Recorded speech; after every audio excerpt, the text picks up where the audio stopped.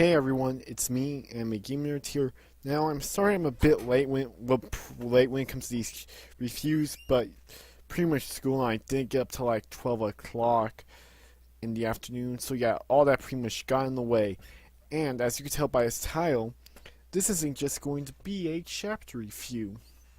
This is gonna be a rant on this week's Naruto chapter. This Naruto chapter had now I felt like I can't be the only one that's been getting annoyed by this. I did see Thorough Fanboy's review just now, and he is absolutely right about everything in this chapter. The majority of the stuff that actually happened in this chapter felt pointless, while the things that were only really which were, I guess you could say, semi-important, was about Shikamaru wanting to be pretty much Naruto's advisor, was semi-important, but for Shikamaru only. And granted, Shikamaru is in my top 3 characters of the series, and I do think him acting as having some role as pretty much associated with the Hokage, like as a Hokage, or pretty much being advisor for him, is a great role for him. As I said, he is in my top 3 characters, and of course, he is pretty much, of all the Konoha 11, he is the smartest. And while Naruto was the strongest, he also happens to be the dumbest. I feel like Shikamaru would be more so like a great fit for him, similar to how like the first Hokage had his brother, which who later became the second Hokage, and Tsunade has Shizune as they had them as their advisors. I wouldn't be surprised like if, as it turns out, Kushina also happened to be like Miyato's advisor. I would not be surprised at that, but I have no idea who was the advisor for the second or third Hokage. No clue at all.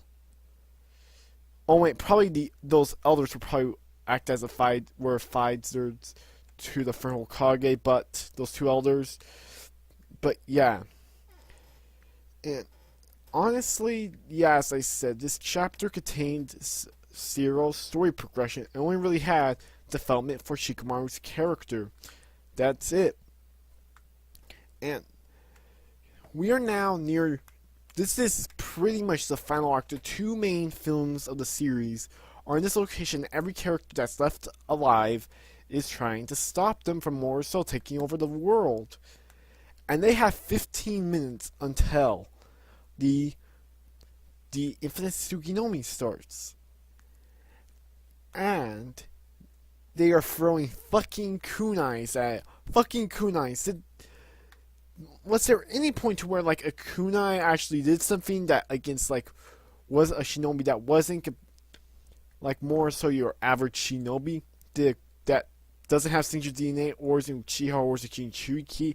Did it at all do anything against someone like, say, a Jinchuriki we've seen? No, kunais are fucking useless, and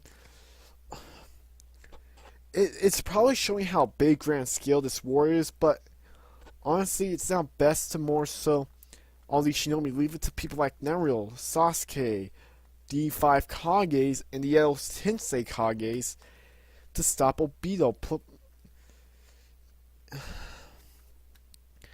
Because they really just, this chapter and overall was not that good. And also another thing I gotta bring up, I'm also gonna make this little prediction here. Now, some people like Anime Rick believes El Tensei Ring can happen, and I can see how this actually will happen. Kakashi comes out of there. He more so sees Minato there, and he tells Obito how he became this way, and then Minato will ask either the second Hokage or Orochimaru to bring back Rin as an El Tensei to try and snap some sense into Obito. I could see that happening, and then it would turn into like here's how it's like I can imagine it being.